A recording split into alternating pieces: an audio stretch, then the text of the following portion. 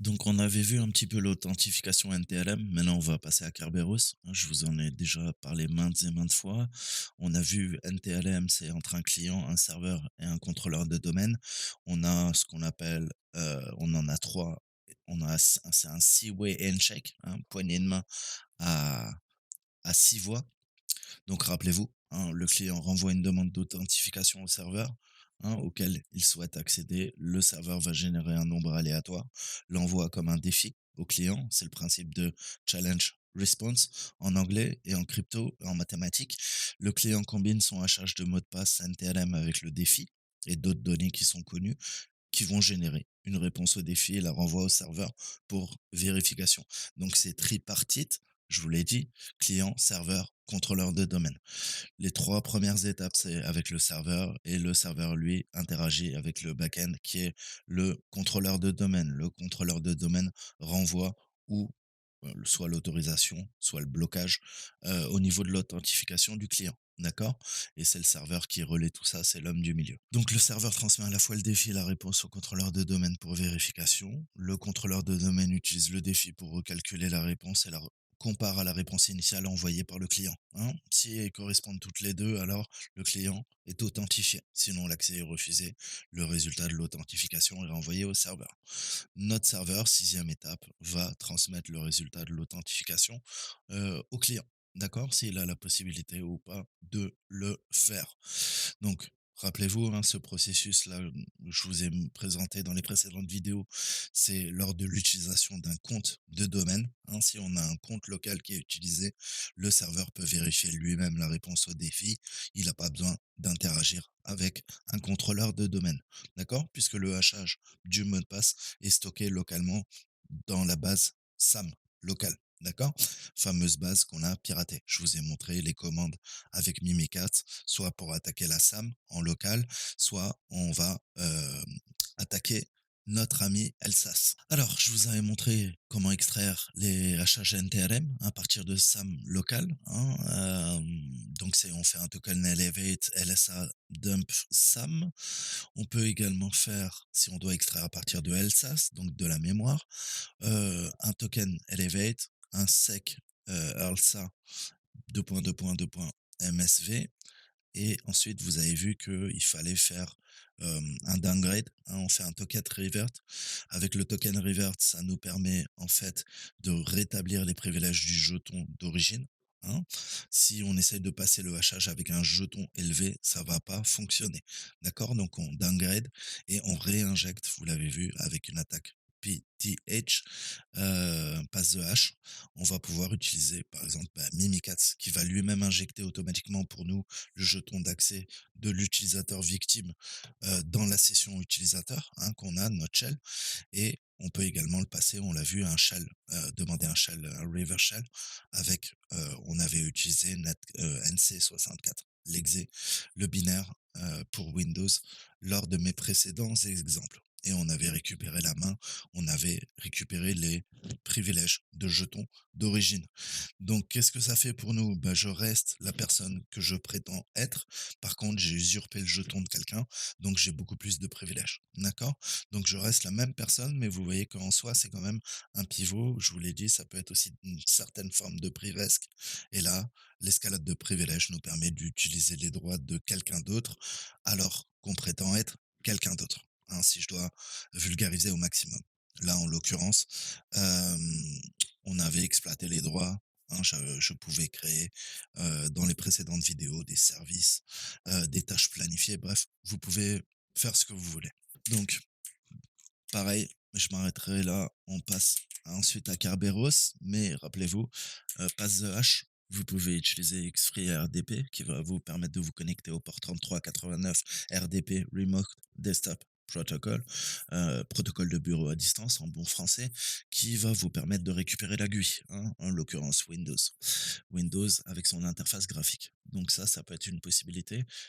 Vous pouvez utiliser Remina. Je ne sais pas si on peut passer un hash, en tout cas avec Xfree et RDP, de toute façon, toutes ces solutions utilisent, on va dire, le même cœur. Donc, Les commandes sont légèrement différentes, mais le principe est le même et Remina, en fait, hein, si on doit simplifier, vous me voyez souvent l'utiliser, c'est ni plus ni moins qu'une interface graphique pour, Xfree et RDP, hein, puisque, en back-end, derrière tout le protocole, les connexions sont gérées par Xfree et RDP. Donc en fait, Remina n'est qu'une interface graphique pour Xfree et RDP, d'accord?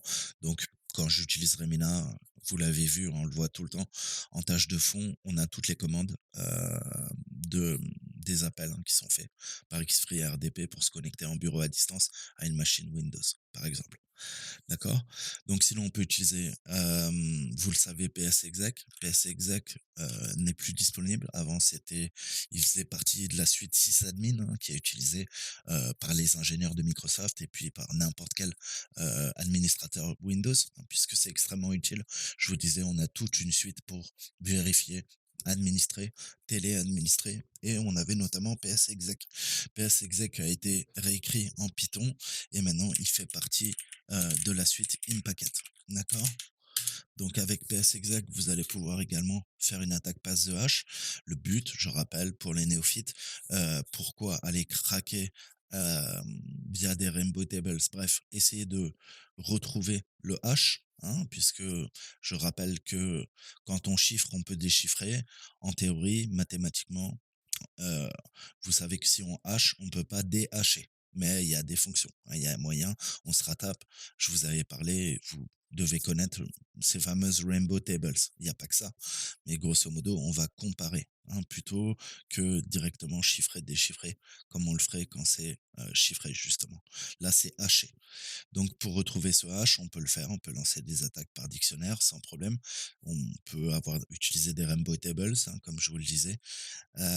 Par contre, ça prend du temps, d'accord? Donc l'avantage de l'attaque passe de hache, c'est qu'on va pouvoir utiliser le hash proprement dit, sans connaître le mot de passe en clair. Donc l'avantage, c'est que vous allez pouvoir vous connecter. Donc on peut utiliser PSExec et on a également Evil WinRM qui est préinstallé, hein, en principe. Donc voilà, vous avez beaucoup d'arguments, hein, mais généralement, il faut, l'adresse IP, l'utilisateur, le domaine, et le hash, hein, qu'on veut utiliser. Après, la syntaxe est légèrement différente entre ces 3 clients, hein, mais vous pouvez, tout à fait donc vous connecter en RDP et après utiliser WinRM, Evil WinRM qui est une version militarisée du protocole WinRM qui est utilisé en entreprise, dont je vous avais déjà parlé, et PSExec, qui va, utiliser aussi également le hash et qui va pouvoir se connecter. Donc je vous disais, hein, je vous mettrai les liens, mais sur Windows, allez voir PS Tools, hein, dont PSExec faisait partie. Après, nous, sur Linux, il est préinstallé, hein. Il a été réécrit, mais c'est toujours très maintenu, hein. On a Marc Russinovich qui a écrit beaucoup d'outils et c'est extrêmement utile, hein. Franchement, vous avez dû tous tomber sur la page sysinternal sur le site de Microsoft, hein, si vous voulez apprendre. Je vous mettrai tout ça. Il y a plein d'outils qui sont extrêmement utiles. Après, encore une fois, en hacking, qu'est-ce qu'on fait? On détourne l'utilisation du logiciel et on lui demande de faire autre chose. D'accord? Donc, cette attaque sera extrêmement utile. Ça fait suite aux précédentes vidéos que vous devez voir. Voilà maintenant comment on peut exploiter euh, du pass de hache, hein. Et vous savez que quand je fais des CTF, moi c'est Evil WinRM que je préfère. Après, c'est les goûts et les couleurs. PSExec est extrêmement puissant aussi. Et si vous avez le port et l'autorisation, vous pouvez faire du RDP avec Xfree et RDP. Donc voilà, ça c'était la partie NTLM, d'accord? Sauf que je vous ai dit quoi en intro? Ben, on a 2 protocoles. On a NTLM et on a Kerberos. Alors Kerberos, je vais encore une fois, hein, survoler parce que je vous l'ai déjà expliqué maintes et maintes fois et il y a des gens qui vous l'expliqueront mieux que moi. Mais grosso modo, l'utilisateur, il va envoyer son nom d'utilisateur et l'horodatage chiffré à l'aide d'une clé dérivée. D'accord? Donc là, encore une fois, si on dérive des clés, c'est que on parle de crypto. D'accord? De facto. Et là, on va parler plus précisément de tickets. Mais le principe est le même. D'accord? Donc, ce qu'il faut retenir, c'est qu'on a une clé dérivée du mot de passe. hein, via le KDC. Le KDC, c'est le Key Distribution Center. C'est vraiment le cœur, en fait, de Kerberos, hein. C'est un service, qui est installé sur le contrôleur de domaine et qui va créer des tickets Kerberos sur le réseau. Alors le KDC, une fois qu'il est créé, qu'il est fonctionnel, il va renvoyer, hein, une fois qu'il y a une demande, qu'est-ce que fait le client? Il va faire une demande de TGT, d'accord? Donc ticket, granting ticket, ticket d'autres tickets qui va permettre à l'utilisateur de demander des tickets pour accéder à des services spécifiques sans transmettre ces informations d'identification aux services eux-mêmes. Avec le TGT, il y a une clé de session qui est donnée à l'utilisateur et il en aura besoin ensuite pour générer la suite des requêtes, celles qui vont suivre. D'accord? Donc, notez bien que le TGT, il est chiffré à l'aide du hachage du mot de passe du compte KRB TGT, hein. C'est pour ça que ça sera une cible de choix pour nous quand on fait un pentest. D'accord? Le compte KRB TGT. De sorte que l'utilisateur ne peut pas accéder en théorie à son contenu. Il est important que le TGT chiffré inclue une copie de la clé de session dans son contenu et le KDC n'a pas besoin de stocker la clé de session car il peut récupérer une copie en déchiffrant tout simplement le TGT s'il en a besoin, si nécessaire. D'accord? Donc vous voyez la requête, hein, et la réponse. Alors, tout se base sur des haches et des clés. Donc on évolue, on continue. Je vous conseille d'aller voir les cours de Pixies, hein, qui expliquent ça très bien. Heu, il a commencé avec le site du zéro, il est parti de rien et c'est un très bon chercheur en cybersécurité maintenant. Donc vous voyez, hein, si vous voulez apprendre, il y a toujours moyen, faut se donner les moyens. Donc allez voir le site de Pixies, pareil, vous devez apprendre ça par cœur et je vous mettrai tout, en description. Donc, les utilisateurs qui souhaitent se connecter à un service sur le réseau, comme un partage, un site web ou une base de données, ils vont utiliser leur TGT, d'accord? Pour communiquer au KDC et là, ils vont faire un TGS. Cette fois-ci, on l'avait déjà vu, hein, c'est ce qui différenciait d'ailleurs les attaques golden ticket avec les attaques silver ticket. D'accord? Donc le service d'autres tickets, lui, c'est le petit frère. C'est pas le TGT, c'est le TGS, Ticket Granting Service. Les TGS, c'est des tickets qui permettent la connexion uniquement aux services spécifiques pour lesquels ils ont été créés. C'est aussi simple que ça. D'accord? Donc pour demander un TGS, l'utilisateur, il va envoyer son nom d'utilisateur, l'horodatage à l'aide de la clé de session, ainsi que le TGT avec le SPN. Alors, nom principal de service, le SPN, d'accord? Ça indique le nom du service et du serveur auquel on a le droit d'accéder ou on a l'intention, d'accord? Puisqu'on n'a pas encore les autorisations. Alors, vous voyez que 3, 4, on passe donc à la troisième et à la quatrième. Là, on était sur initialement du TGT. Maintenant, on va communiquer via du TGS avec les étapes que je viens de vous dire.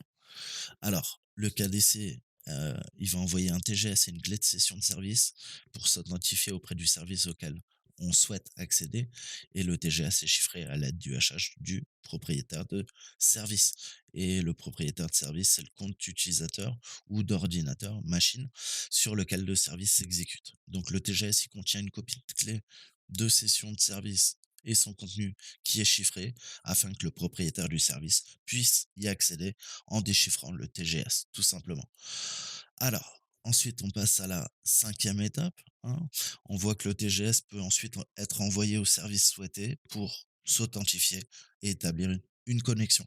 Le service il va utiliser le hachage du mot de passe de son compte configuré pour tout simplement déchiffrer le TGS et ça va valider la clé de session de service. C'est ce que vous avez sous les yeux, d'accord?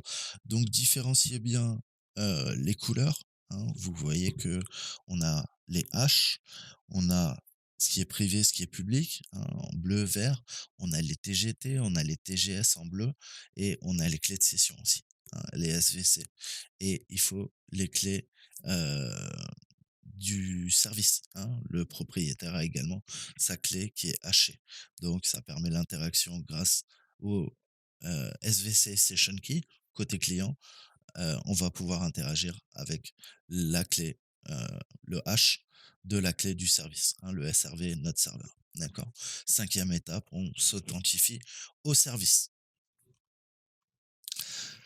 Donc ça, c'est à chaque fois qu'il y aura une authentification, vous avez bien compris maintenant comment fonctionne, hein, les TGT, les TGS, le KDC, les clés de session, le KRB-TGT qui est un élément central qui gère, le KDC, hein, les SPN, hein, qui sont très utilisés, vous devez parfaitement comprendre ce fonctionnement et après encore une fois, on va se servir de l'horodatage, d'accord? Il nous faut identifier la personne, il nous faut nous savoir Heu, quand est-ce que cette personne a tenté de faire une demande d'authentification à un service ou de connexion à un partage, à un réseau et cetera, d'accord? Donc ça, c'est le principe de non-répudiation, d'accord? À partir du moment où tu t'es authentifié, tu es censé être la personne que tu prétends être. Tu t'es connecté à une certaine heure, à une certaine date, tu as demandé tel ou tel service. Tout ça est horodaté et logué. Donc, c'est le principe de non-répudiation. Je peux pas dire, moi, Toto, le hacker, je me suis pas connecté au système. J'ai pas fait une demande de ticket. D'accord? Et c'est pareil, hein, le serveur Kerberos KDC peut pas dire: «Ah bah non, Toto le hacker, il m'a jamais fait de demande». D'accord? Puisque c'est biparti. Donc c'est un accord tacite entre les 2 parties. C'est le principe de non-répudiation.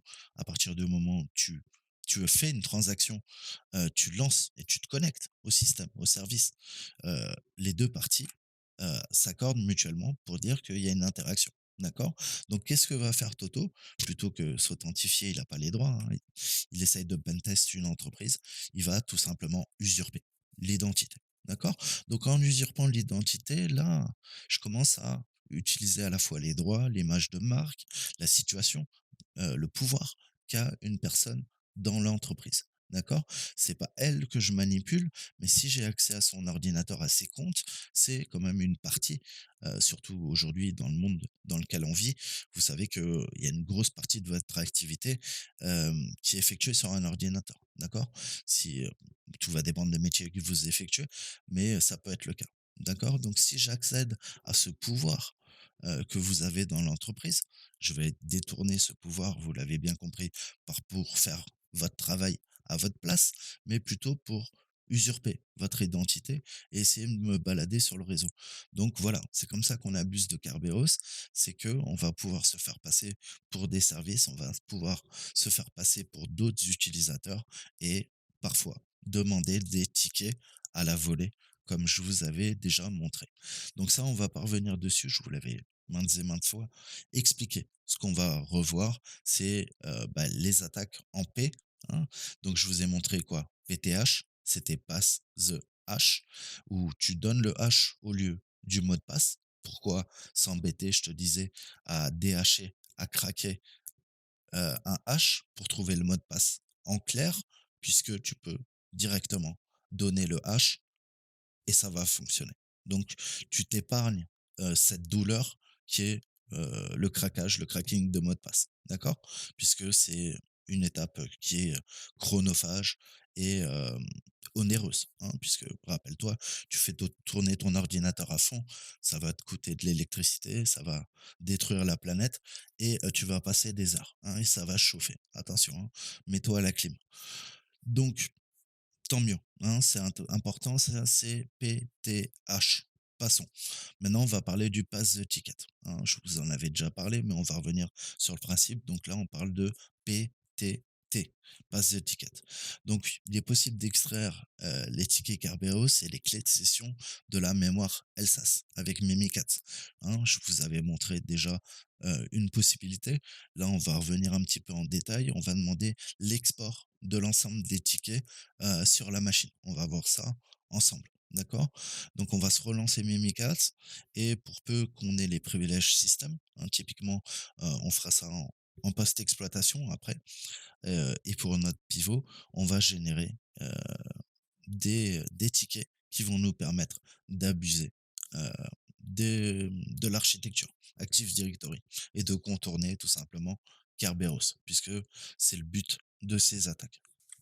Alors si je sors de là, je vais dans Tools, je lance Mimi, on lui dit privilège, debug, il est 20. Donc ça veut dire qu'on peut faire l'opération sec, arl, ça, et on va lui faire un export Donc je vais lui dire tous les tickets au pluriel, export. Alors, je fais un blanc, pas bon. Donc là, il nous exporte nos tickets et c'est là qu'on va pouvoir les forger. On va créer de nouveaux tickets.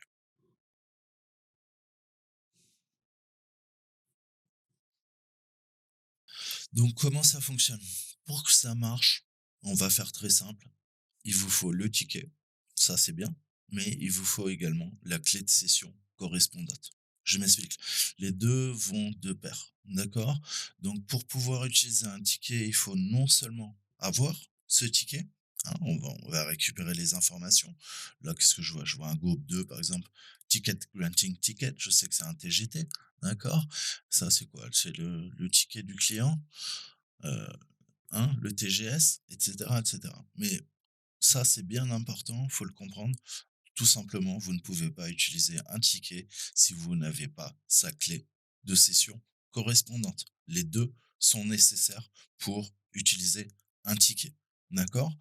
Alors là, vous voyez, on a fait plein de choses, hein. J'ai fait les précédentes vidéos, on a vu qu'on peut, accéder, hein, au TGT, au TGS qui sont en mémoire, hein. On a elsas.exe qui tourne sur n'importe quel Windows et je vous ai dit dans une partie de votre RAM, j'espère de la mémoire protégée, en tout cas, on a, heu des informations, hein. La preuve en est, Mimikatz arrive à extraire n'importe quel TGT, TGS qui est dans la mémoire, dans le processus LSAS, d'accord? Donc la plupart du temps, on est intéressé par les TGT. Pourquoi? Je vous l'avais déjà expliqué dans les précédentes vidéos, mais ils vont être utiles tout simplement pour demander, l'accès, hein, à tous les services auxquels l'utilisateur est autorisé à accéder. En même temps, les TGS, ils sont bons que pour un service spécifique. Ça, vous l'avez bien compris, on a cette dichotomie. L'extraction des TGT, en fait, nous oblige à disposer des informations d'identification de l'administrateur et l'extraction des TGT peut être effectuée avec un compte à faible privilège. D'accord? Uniquement ceux qui sont affectés à ce compte. Donc, c'est la conjonction de ces 2 types d'attaques, en fait, qui va vous permettre de pivoter sur les systèmes. D'accord? C'est pour ça qu'il faut connaître, heu, être à l'aise avec les golden et les silver tickets et en général avec l'attaque pass the ticket, passe le ticket. Alors, qu'est-ce que je peux prendre là? Imaginons que je veuille je vous ai dit, on cible toujours quand même des comptes à haut privilège, d'accord? Donc, est-ce qu'il y a pas, un KRB TGT? Hein? Qu'est-ce qu'on a vu? Donc là, on a tous les tickets et on peut aussi utiliser cette commande, hein, pour injecter les tickets dans la session en cours. Là, c'est OK. Donc là, j'ai usurpé le TGT, d'accord, de notre ami THM Jump 2. Donc c'est les administrateurs. Heu, on va se faire ça. Donc en théorie, maintenant que ça c'est fait, je peux ressortir. Voilà. Et là, vous voyez que j'ai le ticket qui est en cache, hein. J'étais quoi avant? J'étais notre amie, hein, Félicia. Moi, je vais pas vous remontrer, hein. Avant, j'étais Félicia, je suis devenu maintenant, hein, le client, c'est THM Jump 2 avec le serveur KRBTGT. Donc l'avantage de l'attaque de Pass the Ticket, vous l'avez compris, c'est qu'une fois que vous avez mis le ticket en cache dans votre session, vous pouvez utiliser ces informations à la place de T2 Felicia Did. D'accord?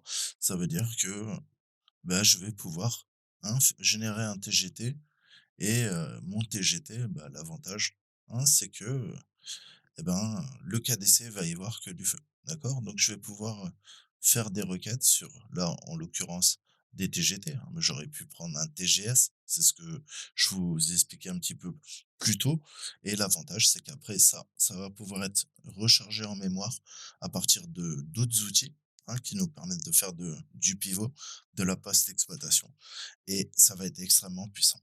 D'accord?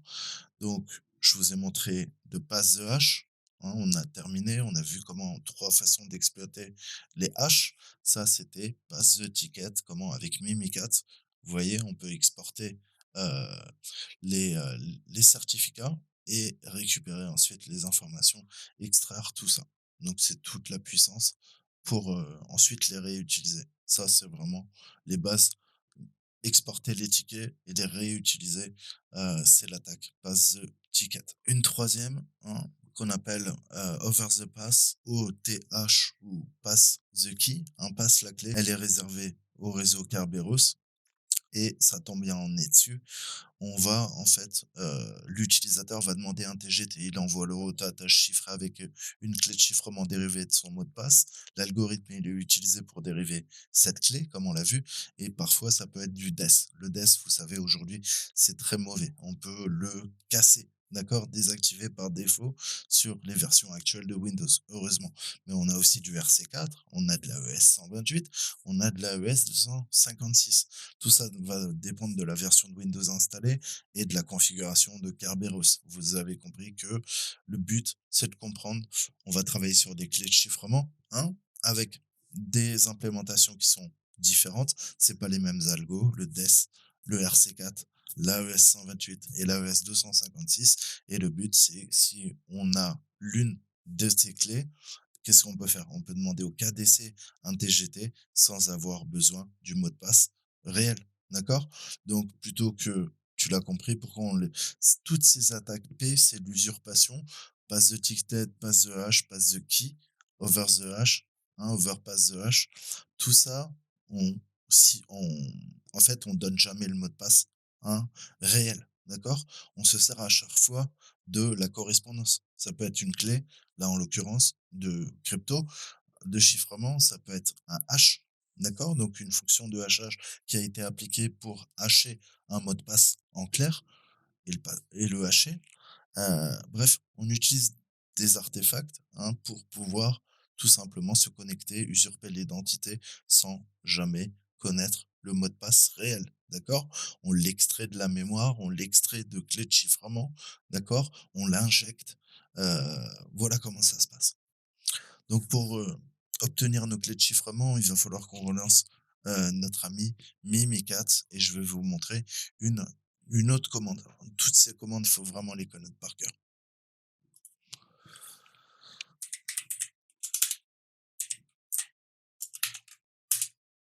Alors, je vais pas le taper à chaque fois, hein, le privilège debug, mais pensez à le faire, c'est une bonne habitude parce que des fois vous comprenez pas pourquoi ça marche pas, tout simplement parce que vous avez pas le 20 OK. Donc là, vous voyez que je fais un e-keys et là ça va être intéressant, on va voir les clés.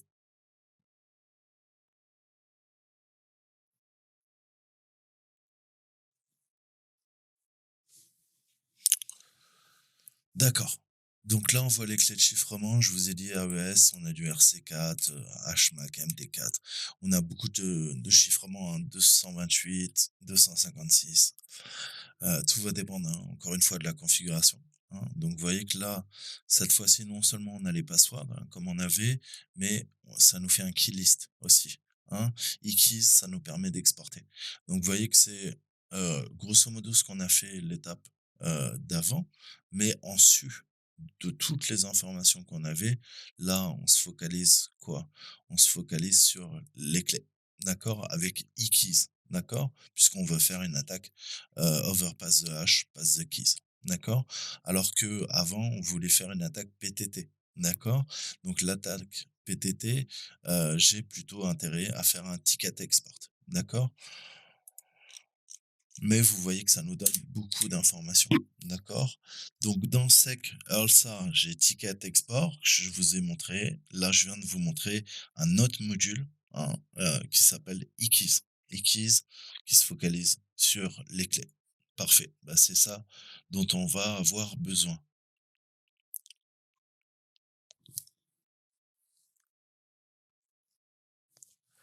Donc pour rappel, on a toujours nc64.exe, hein, qui est, dans tools.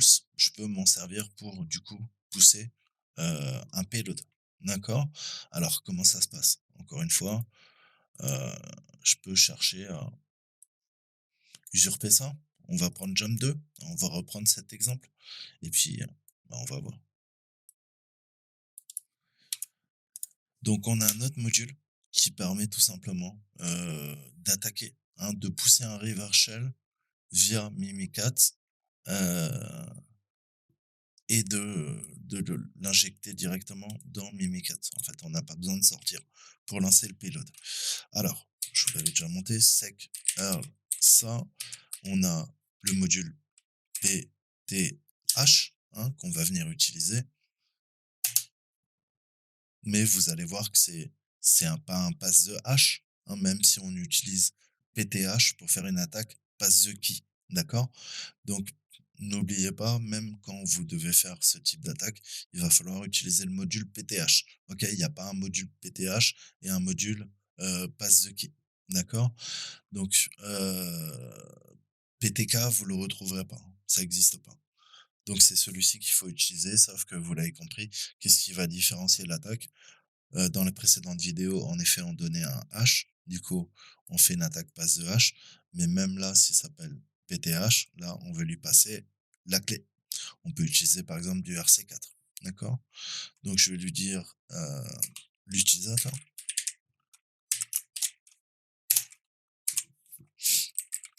Le domaine, toujours le même.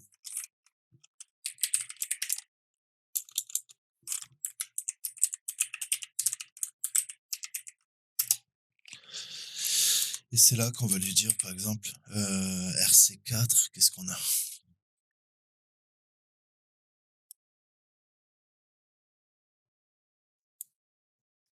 Allez, on va prendre le MD4. De toute façon, c'est les mêmes.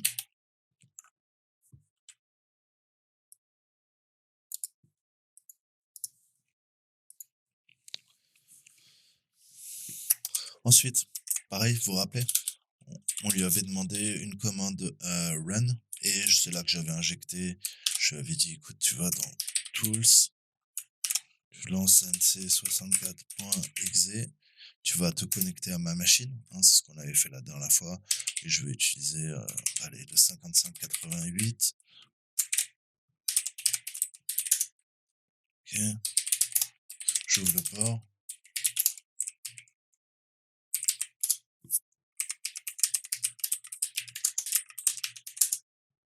OK, donc j'ai le 5588.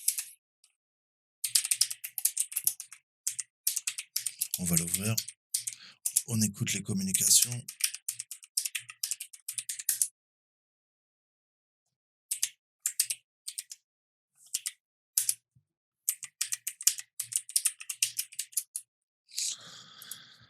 OK, 5588 et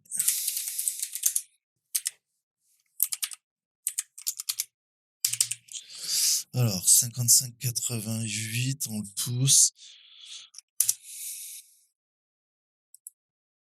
Ouais, ça passe. OK.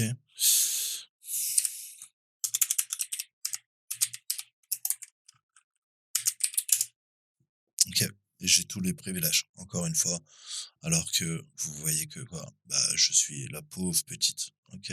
Donc pourquoi c'est comme ça en fait? C'est pourquoi on a ces droits? Pourquoi c'est extrêmement puissant? Parce que toute commande exécutée à partir de ce shell qu'on vient de récupérer, en fait, utilise les informations d'identification qui ont été injectées avec Mimikatz. Donc tu as bien compris que maintenant, bah, je viens de récupérer les droits de THM Jam 2 les administrateurs, hein, de la machine, on l'a ajouté ça à notre amie Félicia Dean, d'accord? Donc elle a accès à tout,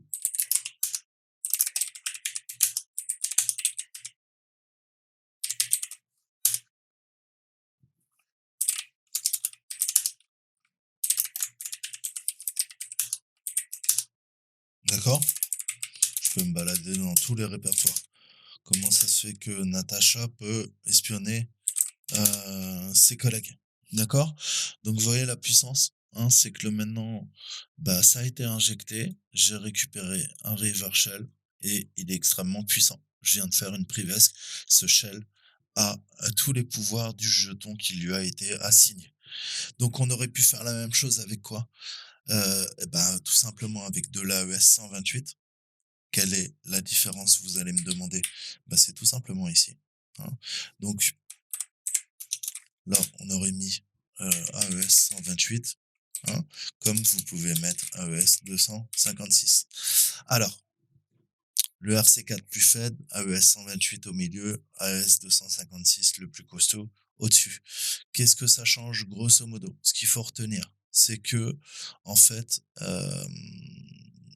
quand vous utilisez le RC4, comme je viens de faire dans mon exemple, hein, qu'est-ce qui se passe? La clé, elle est égale au hachage NTLM d'un utilisateur. D'accord? C'est pas le cas avec de l'AES 128 et 256. Qu'est-ce que ça veut dire pour nous? Ça veut dire que quand on utilise, comme je viens de le faire dans mon exemple, hein, on a poussé une clé RC4.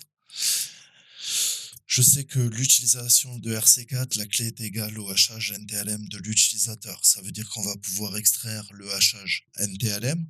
On peut l'utiliser pour demander un TGT en tant que RC4, hein, si on a l'un des protocoles qui est activé. Et plutôt qu'utiliser du truc costaud tel que de l'AES, 128 ou 256, pourquoi pas faire une attaque de downgrade et repasser en RC4, d'accord? Puisque c'est beaucoup plus facile, plus intéressant pour nous. Cette attaque, c'est une variante, tout simplement, et elle est connue sous le nom d'Overpass the Hash, hein. Là, on parle d'OPTH, d'accord? Donc voilà, c'est les 4 types d'attaques: pass the hash, pass the ticket, pass the key, hein, et overpass the hash. C'est vraiment les techniques à connaître. Donc maintenant, je vais vous montrer un autre truc, si on remonte un peu, et on va se focaliser sur un administrateur. Voilà. Allez, on en prend au hasard. Toby Beck, il est là. On va voir, on va recommencer, hein, avec cette attaque, et on va voir si on peut récupérer une autre main. D'accord? Donc là, j'étais Felicia Dean avec le jeton de THM Jump 2 des administrateurs. C'est bien, mais je sors. D'accord? On relance la com. Donc là, je vais faire une attaque variation. Donc là, je lui mets son H. Et cette fois-ci, on va prendre notre ami T1 Toby.Beck. Parfait. On fait notre run. Alors, cmd.exe 10, 50, 65, 45, 5, 5, 8, 8. Je referme.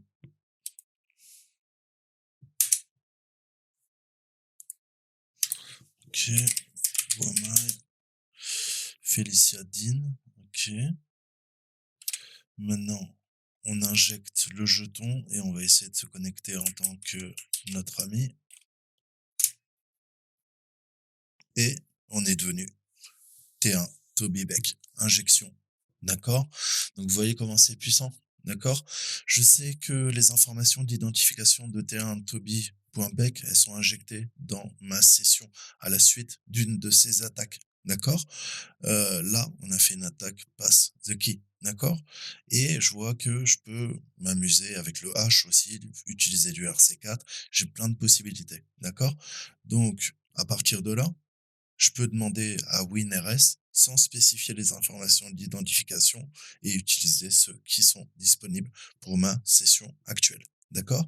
Donc, je lui dis winrs.exe, tu te lances, R, tu te connectes à THM2IS, la machine, le host, hein, sur le sous-domaine ZAR, try avec le TLD com et tu lances cmd.exe. Qu'est-ce qu'il fait? Il se connecte à l'ordinateur, d'accord? Et il lance cmd.exe. Et maintenant, on a fait notre pivot et je suis sur une machine auquel j'avais pas accès. D'accord? Donc, vous voyez comment on peut rebondir sans problème. Une fois que le jeton est usurpé, on a accès à la machine. Voilà.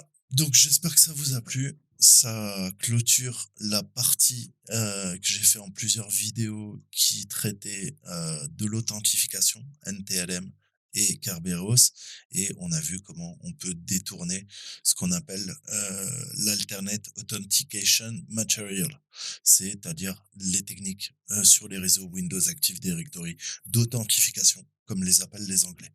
Voilà, dans la prochaine vidéo, on va parler un peu de l'abus du comportement des utilisateurs, hein, et comment on peut faire des petits trucs sympas, voire des petits scripts, hein, VBS très simples, avec des objets. On peut utiliser le WS Script, hein, donc il y a un des moteurs de scripting, on en a plusieurs et on verra ça plus tard. Donc on verra ça dans la prochaine vidéo. Moi je vous dis à très bientôt. Ciao ciao.